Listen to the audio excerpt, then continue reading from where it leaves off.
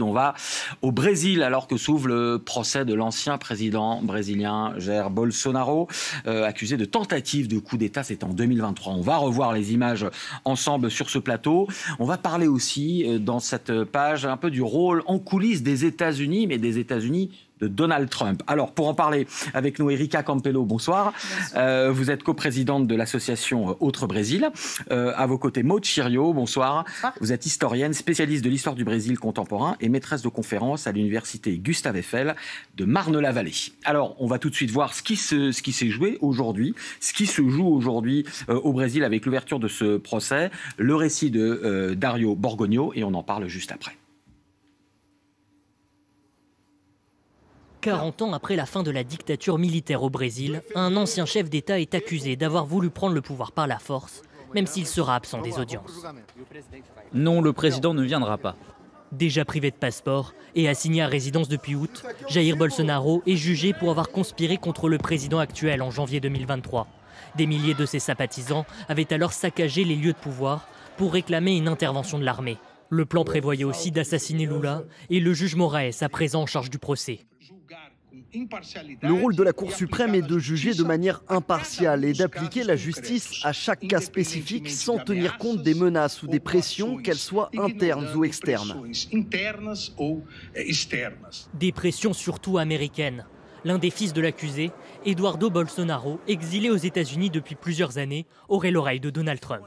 Il était l'un des rares présents à la résidence de Floride du milliardaire le soir de sa réélection. Il plaide depuis l'innocence de son père auprès de la Maison-Blanche. Un message bien reçu par le président américain, qui s'est toujours bien entendu avec son ancien homologue brésilien. La manière dont le Brésil a traité l'ancien président Bolsonaro est une honte internationale. C'est une chasse aux sorcières qui doit cesser immédiatement. En réponse, Donald Trump a sorti son arme préférée, les droits de douane. 50% de surtaxe sur une partie des exportations brésiliennes. Washington a aussi révoqué le visa américain du ministre de la Justice brésilien. Le président Lula s'en agace.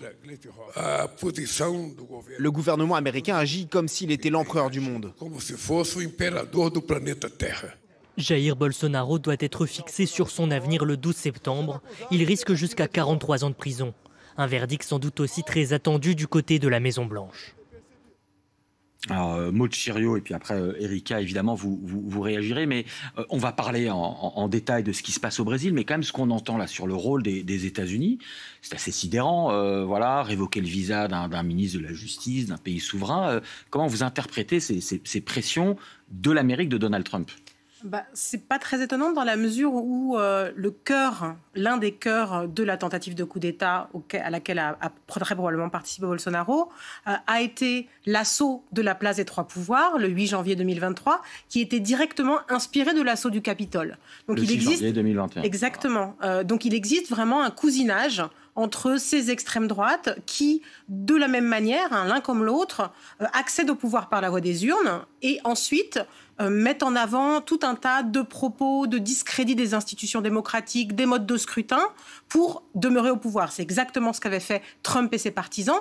Et d'une certaine manière, les militants bolsonaristes et le clan bolsonariste, très au-delà des foules, a reproduit ce qui s'était passé aux États-Unis.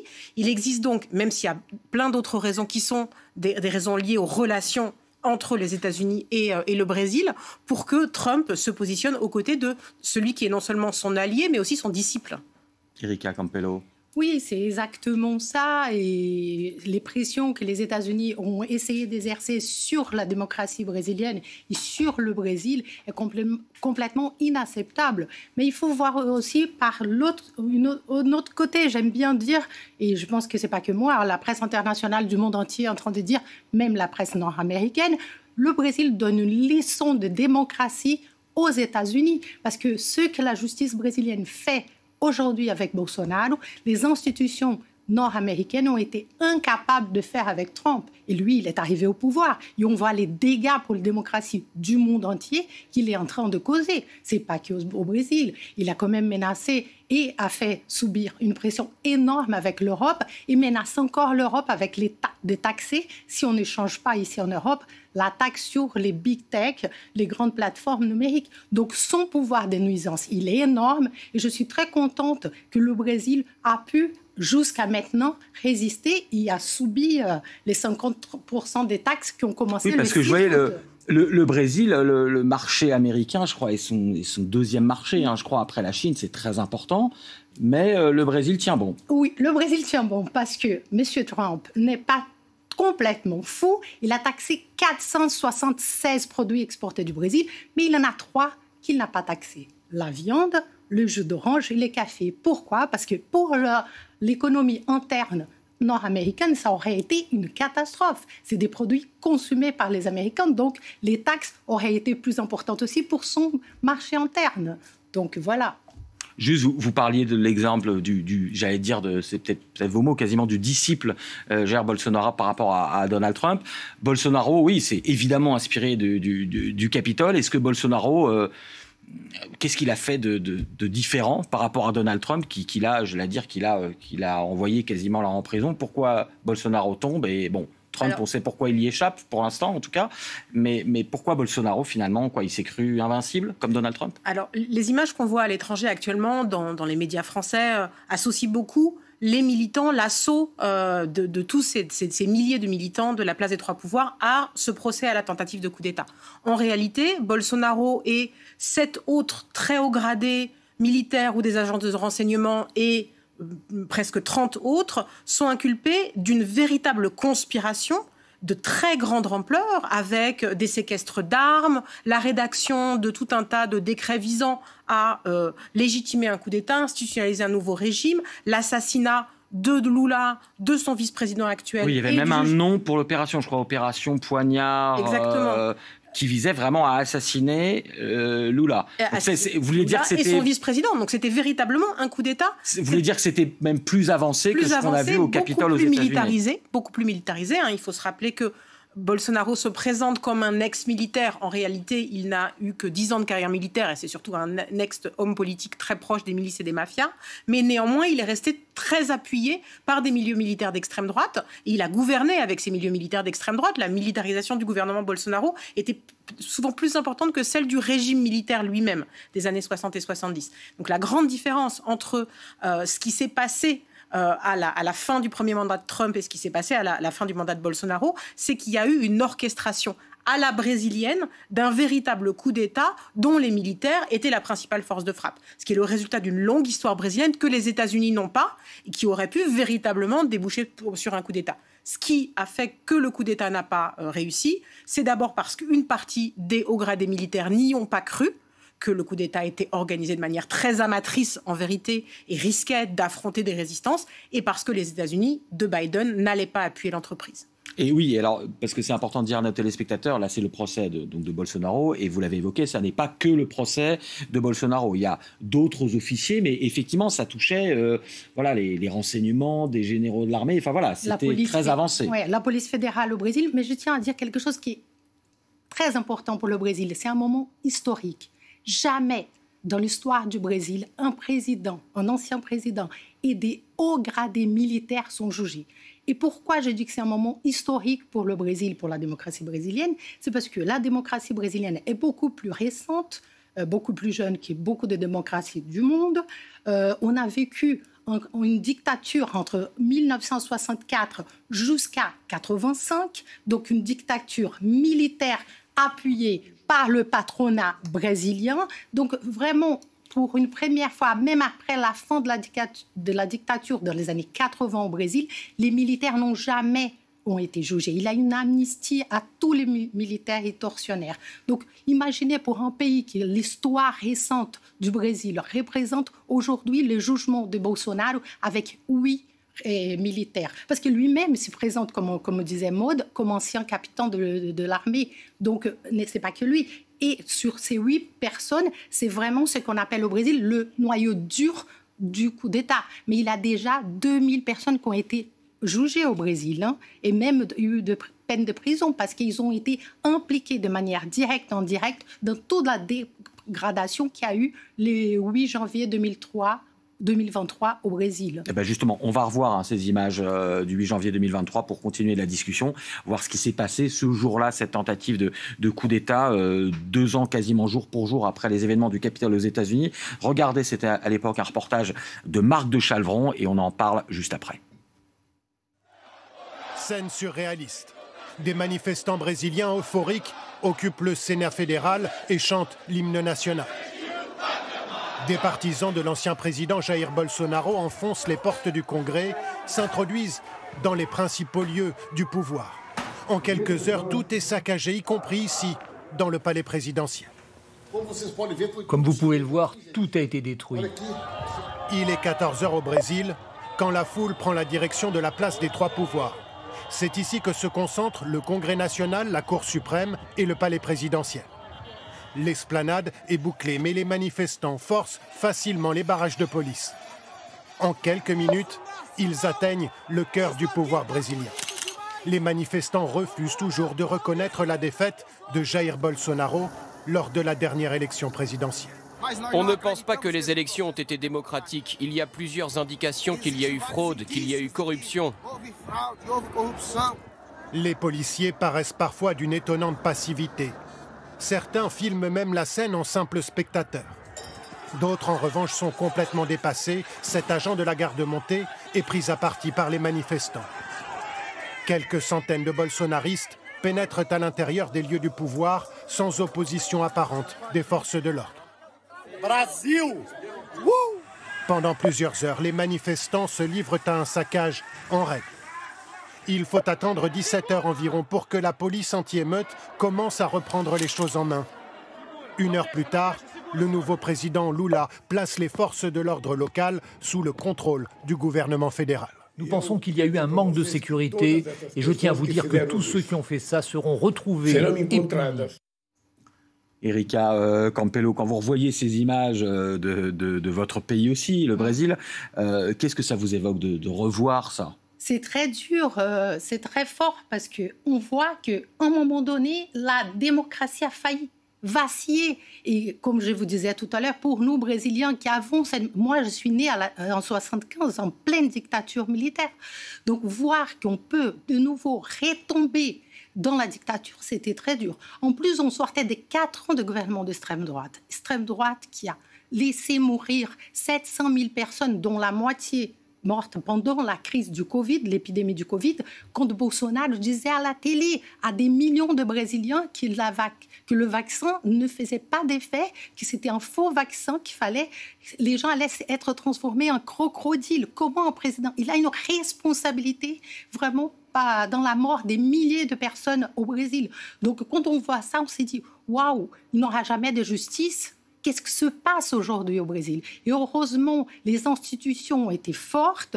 Il y a une résistance au Brésil et ces gens-là aujourd'hui sont jugés. Bolsonaro et ses 8 complices, ils peuvent prendre là, pour ce jugement, dont la sentence on aura le 12 septembre, il encourt à 43 ans de prison. Et ce n'est pas le seul procès qu'il va avoir. Il en aura d'autres parce qu'il a aussi sa responsabilité. Pendant la crise du Covid, il y a 700 000 Brésiliens qui sont morts. Ça vous paraît crédible? Vous n'êtes pas magistrate, mais ça vous paraît crédible qu'effectivement il y ait de la prison ferme? Vous pensez que Jair Bolsonaro va partir derrière les barreaux? Alors, c'est très difficile. J'allais dire contrairement à Donald Trump, mais on en parlera après. C'est très difficile à savoir parce qu'il est âgé, il a des problèmes de santé que sa famille met en scène en les dramatisant probablement. Et dans ces cas-là, il est possible que la prison à domicile... sur ces images, on va voir aussi sur ces images quand il a son bracelet électronique, justement. Exactement, le choix de ne pas être présent au procès est une préparation au fait de contester un emprisonnement ferme. Après, ça dépend aussi de l'ampleur de la condamnation, c'est-à-dire si c'est plus de 8 ans de prison, c'est plus difficile d'avoir une prison domiciliaire que si c'est moins de temps de prison. Et donc, ça va dépendre de l'unanimité du juge, de s'il est condamné, surtout les chefs d'accusation ou pas. Et je voulais juste reprendre un petit peu quelques commentaires sur ces images et vous répondre en historienne sur ce que m'évoquent ces images-là. Elles évoquent à la fois quelque chose qui se replace dans l'histoire. On a beaucoup dit que le visage qu'avait l'extrême droite au Brésil était très lié à l'histoire spécifique du Brésil, qui était un pays où on avait toujours amnistié les putschistes, que les responsables et les militaires de la dictature n'avaient pas connu des procès, n'avaient pas été responsabilisés pour leurs actes. Et pour cette raison-là, c'est pas le seul pays où l'extrême droite est arrivée au pouvoir, mais c'est le pays où ça a été un ex-militaire apologue de la dictature. Et on a beaucoup mais est-ce que c'est vrai ça pour nos téléspectateurs qui connaissent pas forcément évidemment l'histoire du Brésil, que voilà tous les militaires de la dictature n'ont jamais été inquiétés après. Jamais, absolument jamais. L'amnistie que les militaires se sont auto-promulguée en 1979 n'a jamais été remise en cause, malgré des décennies de mobilisation des victimes. Et c'est unique en Amérique latine. Il y a eu partout des procès qui ont parfois été annulés, mais au Brésil, il n'y a jamais eu de responsabilisation des militaires, et tous vont mourir avant d'être responsabilisés, alors que le Brésil a été l'un des hubs de l'invention des techniques de torture et de la massification de la torture dans le continent latino-américain. Et ce que ça m'évoque, cet événement, c'est un peu la queue de comète de ça. Est-ce que le procès viendrait réparer ? Une réparation historique, finalement, au-delà de l'expérience de Bolsonaro et au-delà de ces événements-là.